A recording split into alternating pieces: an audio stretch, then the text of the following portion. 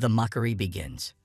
The Grand Hall of the Galactic Council was full of light, laughter, and pride as different alien species sat in their high chairs, watching the large holographic screen in the center, where the image of Earth's military parade was being broadcasted live from orbit by their spy satellites, and all they could see rolling on Earth's dusty roads were old, clunky, rust-covered tanks, machines that moved slowly, made smoke, and looked like they had been built hundreds of years ago, and the aliens couldn't stop themselves from laughing. One of the council generals, a tall blue-skinned creature from the Torgan Empire, leaned back with a wide smile on his face and said in a loud voice, "Is this what they plan to fight us with? Look at those wheels, those weak cannons. They don't even fly." Beside him, a Krull war advisor, whose race had mastered energy weapons centuries ago, chuckled and waved his clawed hand.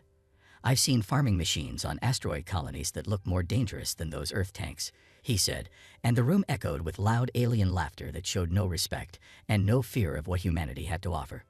High above Earth, the alien spy drones continued to record every movement on the ground as more tanks rolled past crowds of cheering humans who were celebrating some old Earth military tradition, unaware that the entire galaxy was watching and mocking them from the shadows, calling their weapons ancient, their forces laughable, and their planet an easy target that could be taken over in days.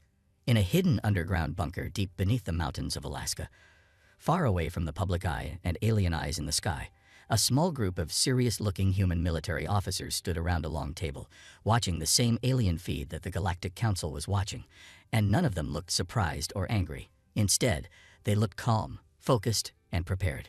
An old general with sharp eyes and white hair leaned over the table and said in a quiet voice, "They're laughing, just like we expected. Let them laugh." And with a small tap on his tablet, he brought up another screen.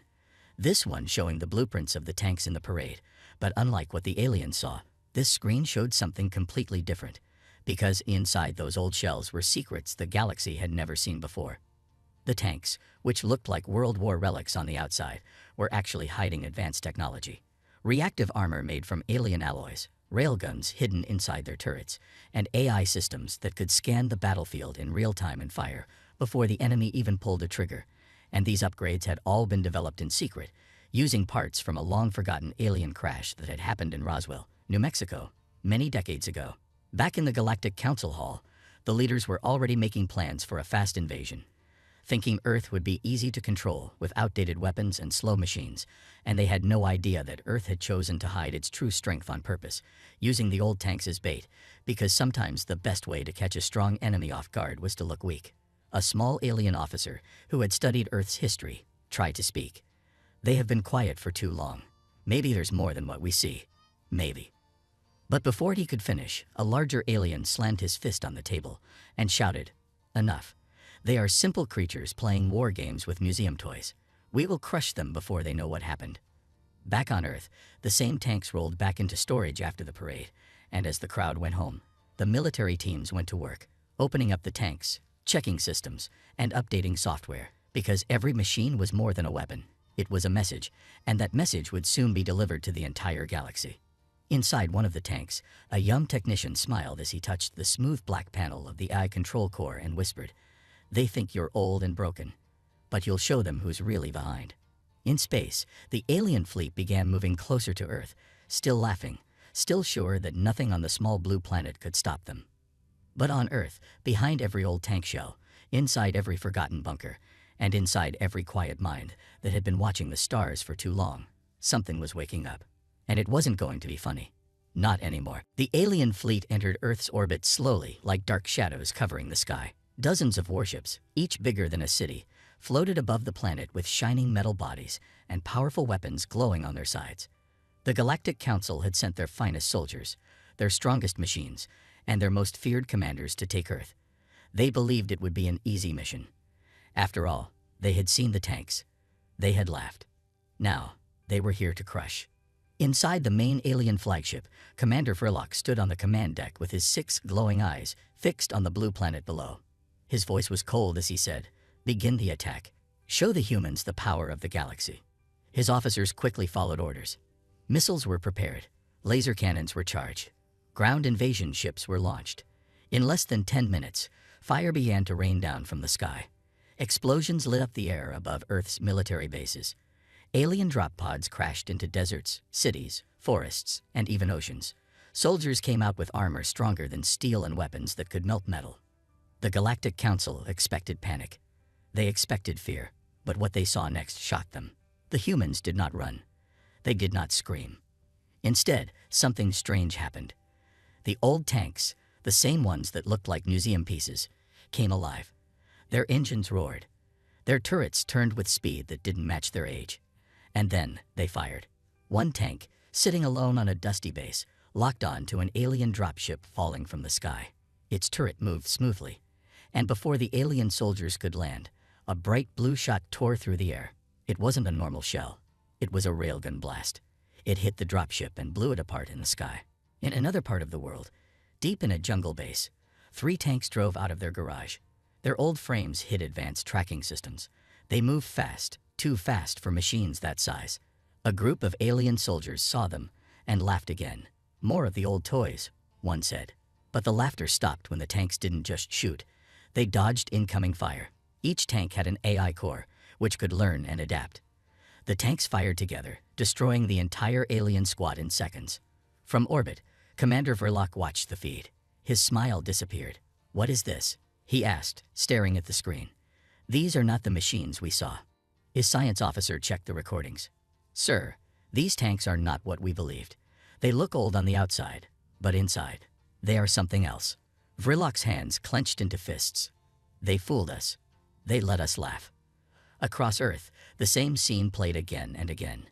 Alien forces landed, expecting easy victory, but the tanks were waiting. Not just in bases, some were hidden in caves, under cities, even inside mountains. Some tanks climbed cliffs. Others crossed rivers using secret underwater drives. And all of them fought like they were alive. One tank, nicknamed Old Rusty by its crew, moved through the ruins of a small city. Alien drones swarmed from above. The tank's system locked on to 10 targets at once and fired mini-missiles that split midair. The sky lit up like fireworks. Not a single drone survived. A small group of human soldiers hid in a bunker and watched the fight through their screens. One young soldier, his face full of dust, smiled and said, "They thought our tanks were weak. They're learning fast." Even civilians began to understand what was happening. News spread quickly. Videos of tanks fighting like futuristic war machines were shared all over the world. People no longer feared. They felt proud. The same tanks that the galaxy laughed at were now Earth's defenders. Back on the flagship, the alien commander realized his mistake. "We should have sent spies. We should have studied more." But it was too late. Humanity had hidden its power behind old metal, and now that power was awake. The invasion had begun. But it would not go the way the galaxy expected. Because Earth did not need a massive fleet. It just needed a reason to fight. And now, it had one. The skies were still burning. Alien ships continued to circle Earth, dropping more troops, launching more firepower, and filling the sky with thunder and smoke. But something had changed. Earth was no longer just defending, it was fighting back. Inside a hidden underground command center in the Rocky Mountains, General Harris stood in front of a glowing map. His voice was calm, but his eyes were sharp. "Activate all Phase 2 units," he said. "It's time to strike." One officer looked confused. "Sir, those units are still marked as experimental." General Harris smiled. "So were our tanks." With one command, hidden bunkers around the world opened. Strange machines rolled out, some with spider-like legs, others hovering above the ground. These weren't tanks. These were next-generation weapons, created in secret for years. Many of them had been built from stolen or recovered alien tech. Some had never even been tested in real battle. But today, they were ready. In the African desert, one of the hovering tanks, called Ghostfire, rose from the sand like a shadow. It locked onto an alien mobile base crawling over dunes and fired a beam that sliced through its armor like paper. The alien soldiers nearby didn't even have time to scream. One shot. One kill. In the icy lands of Siberia, a hidden facility opened its doors, revealing a human war mech 3 stories tall. It walked forward with massive steps and launched missiles that split in the air and retargeted mid-flight. Alien bombers fell like broken toys. From Asia to South America, from the oceans to the skies, Earth's secret weapons came alive. And the aliens, once so confident, started to panic. On board the alien flagship, Commander Verloc shouted orders. "Fall back to high orbit. Get me a secure channel to the Council." His second-in-command, a nervous officer named Rectal, spoke quickly. "Sir, our ground units are being wiped out. They're machines. They're not what our intelligence said." Vrilok slammed his hand against the console. "I know what they said. Earth tricked us. They let us believe they were weak." He looked at the screen, showing dozens of alien ships exploding as human weapons fired back. But they are not weak. They are clever, dangerous. In space, the human response continued. Earth's defense satellites, once believed to be for communication, opened panels and revealed hidden cannons. Massive beams shot through space, hitting alien cruisers with perfect aim. Even Earth's space stations joined the battle, using railguns powered by reactors stolen from old alien wrecks. But the biggest surprise was still coming. Deep beneath the Atlantic Ocean, something began to rise. It was not a ship. It was not a tank. It was something else.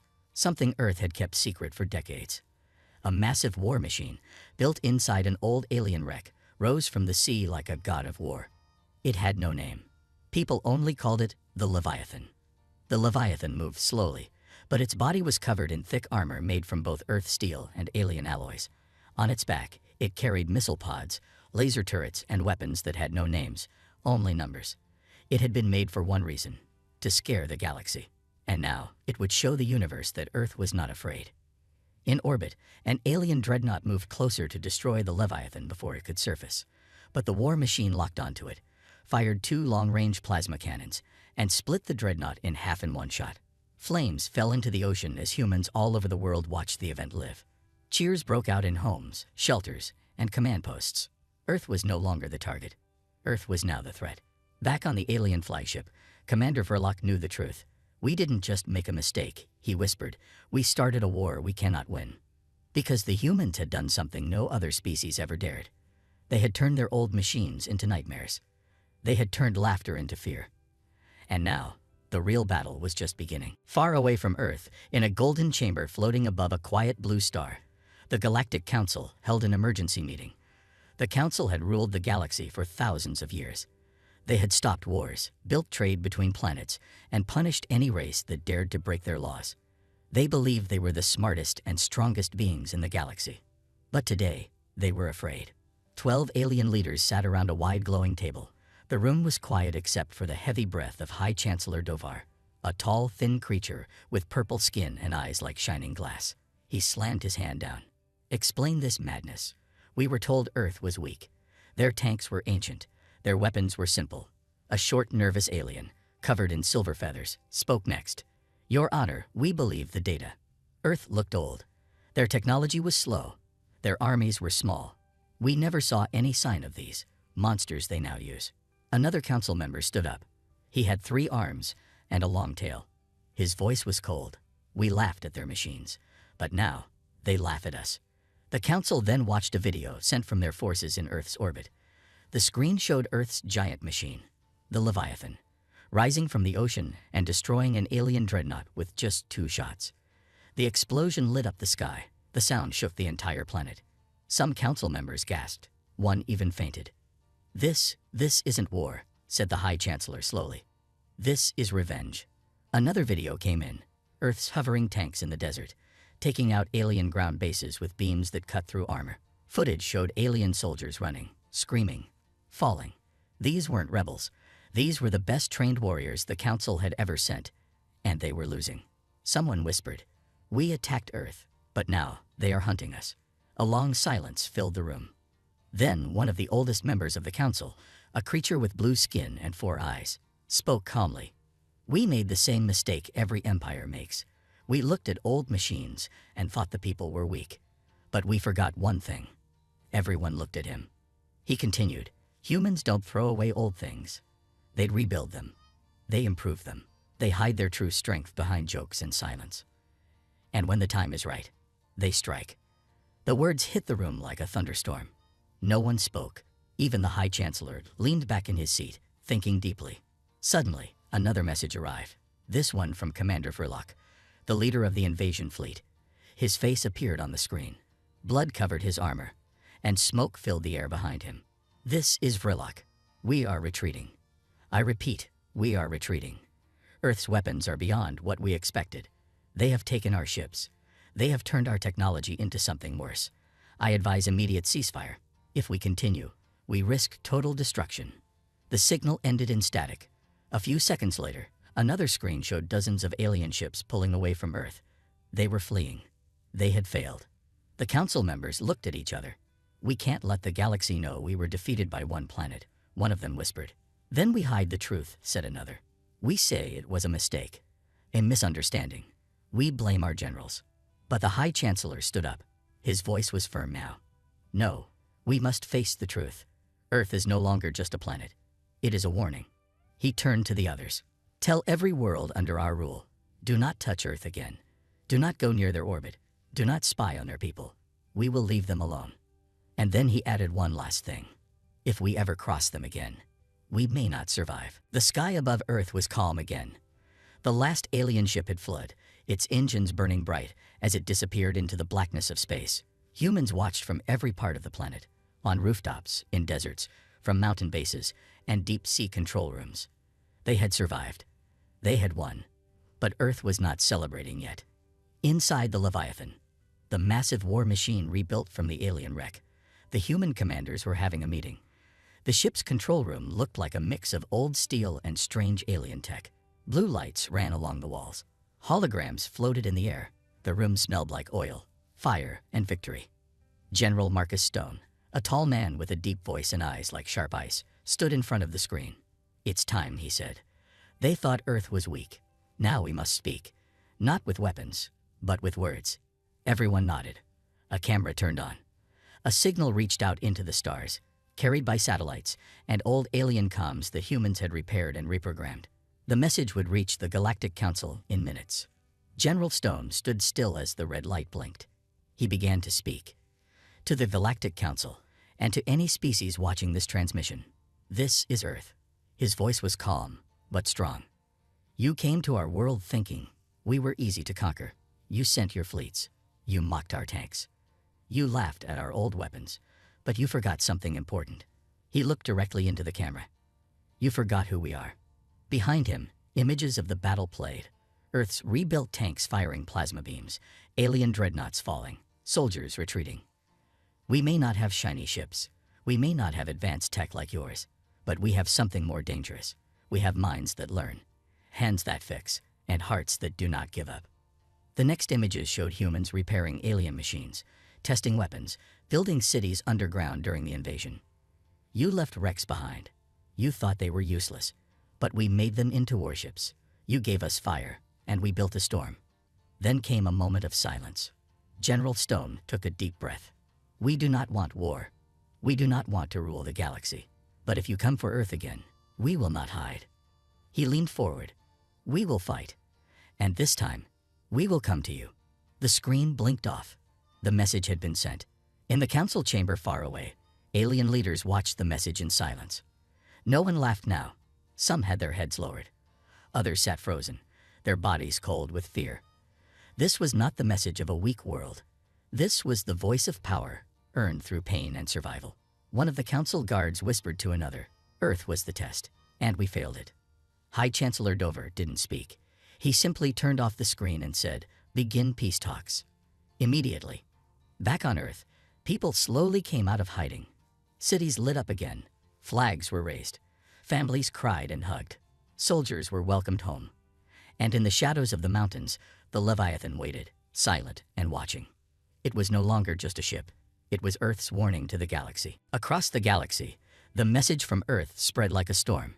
From peaceful worlds to hidden military outposts, from science stations on frozen moons to black market traders in asteroid fields, everyone watched the human general's words with wide eyes and silent mouths. What shocked them the most was not just the victory, but the calm mourning at the end. In the Thorak Empire, where the attack on Earth had first been planned, fear began to grow. Generals who had once laughed at Earth now stayed quiet during meetings. Admiral Kor, who had led the failed invasion, had disappeared after his ship barely escaped Earth's orbit. His name was now whispered with shame. The Emperor of Thorak slammed his fists on his throne. "One planet," he roared. "One old planet with broken machines. How did they defeat us?" His advisors didn't answer. They were afraid, because deep down, they all knew the truth. Humans had taken something broken and turned it into power.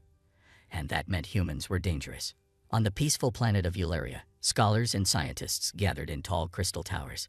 They replayed the battle footage again and again. They didn't look for weapons. They looked for patterns. How did they move the alien tech? One asked. How did they connect it to Earth systems so fast? Another whispered. An old Yulari professor spoke softly, because humans adapt faster than any species we've seen. She looked out her window at the stars. And now, they are awake. Back on Earth, peace was returning, but it was not the same kind of peace they once knew. The world had changed. Countries no longer argued about borders or power. Now they worked together to prepare for what might come next. In a massive underground bunker called the Forge, scientists worked day and night to unlock more secrets from the alien wreck. Pieces of armor floated in anti-gravity fields. Energy weapons were tested behind thick glass. And at the center of it all stood the Leviathan, now fully repaired and glowing with a soft blue light. Commander Ayla Chen, one of the lead engineers, spoke to her team. This ship gave us a chance to survive, she said. But we won't stop here. We're not just rebuilding what they left behind. We're building something new, something better. The crowd nodded. We're not going to be the galaxy's target anymore. Next time, they'll think twice. In deep space, a secret meeting took place between leaders of 3 powerful alien empires. They had never trusted each other before, but now, fear of humanity brought them together. We must watch Earth closely, one said. We must prepare defenses, another added. But the third one, a thin gray alien with cold eyes, said something that made the room go silent. Or we strike before they grow stronger. Everyone froze. But we just saw what they did, someone whispered. They had only one ship, the gray alien replied. What happens when they have 10? The room went quiet again. The question hung in the air. Meanwhile, on Earth's moon, humans were building something new. A second base, a second warship, one even stronger than the Leviathan. This one was not built from alien scraps. It was human-designed, human-powered, but still inspired by alien tech. It was called the Vindicator. General Stone stood on a platform, watching as the great ship took form. Engineers swarmed the hull like ants. Sparks flew. Machines hummed. He looked at the stars and spoke quietly. They came to destroy us. Now they fear us. Let them fear what comes next. Behind him, screens lit up with signals, messages from alien worlds. Some were threats. Some were offers of peace. Some were silent warnings. But Earth had made its choice. They would never be caught unprepared again. The stars above Earth looked calm, peaceful. But General Stone knew better. He stood on the observation deck of the Vindicator, Earth's second warship, now fully built and stronger than anything humans had ever made before. Around him, screens showed distant planets, ship movements, and encrypted messages. Some were friendly. Most were not. He placed both hands behind his back and stared into the dark sky. They're watching us, he said quietly, waiting to see what we do next. Beside him, Commander Ayla Chen nodded. Some want peace. Some want revenge, but all of them are afraid now. And that fear, more than anything, showed that humanity had changed the galaxy forever. Across many alien worlds, meetings were being held in secret. In the halls of the Xorak Empire, a new ruler sat on the throne, one who had learned from the mistakes of the past. He didn't speak loudly like the last emperor. He studied Earth with quiet eyes and careful plans. Humans do not win with numbers, he said to his generals. They win with willpower, with ideas, with madness. He lifted a holopad showing Earth's latest weapon designs. And now they have the power to back that madness. In another corner of the galaxy, the Yulari Council made a surprising decision. For the first time in centuries, they sent a message to Earth. It said only one line. We wish to learn from you. Human scientists were shocked. Ayla Chen read the message 3 times before smiling. They don't want to fight, she said. They want to understand us. General Stone didn't smile. That means they finally realize we're not what they thought. The Leviathan, the ship humans had built from the useless alien wreck, was now famous across the stars. Many species believed it was cursed. Others believed it was holy. Some even whispered that the ship itself had a soul. To the humans, it was something simpler, a symbol of what they could do when united. It was the spark that lit Earth's new future. On Earth, children played in parks again. Cities had been rebuilt. The fear was gone. But schools now taught something new: space strategy, galactic languages, and alien technology. One teacher stood before her young students and said, "Long ago, we thought we were small in the universe, but now, the galaxy knows our name." A student raised her hand. "Miss, will there be another war?" The teacher paused, then said, "Maybe, but if there is, they'll remember what happened the last time they laughed at Earth." In orbit, the Vindicator joined the Leviathan in patrol duty. They didn't attack. They didn't threaten. They simply watched. When alien ships passed near Earth, they turned around quickly. No one wanted to test humanity again. A new alliance had even formed, worlds that wanted to work with Earth instead of against it. These were peaceful planets, tired of war. And Earth welcomed them. Not as rulers, not as conquerors, but as equals. General Stone walked through the command bridge one last time before going off duty. As he looked at his crew, he saw something that made him proud. Not fear, not anger, not hate. He saw purpose, and he whispered to himself, "They thought we were weak. They were wrong. Now we decide what kind of future we build." Far beyond Earth, in a dark part of the galaxy, something stirred. A fleet of ancient ships, older than any known empire, powered up. Eyes opened in deep space, and a voice, old and cracked with time, spoke in the dark. "The humans have awakened. The real test begins now." But back on Earth, under the stars, humanity stood ready. Because they were no longer just one planet. They were a new power, a new force, and the galaxy would never laugh at them again.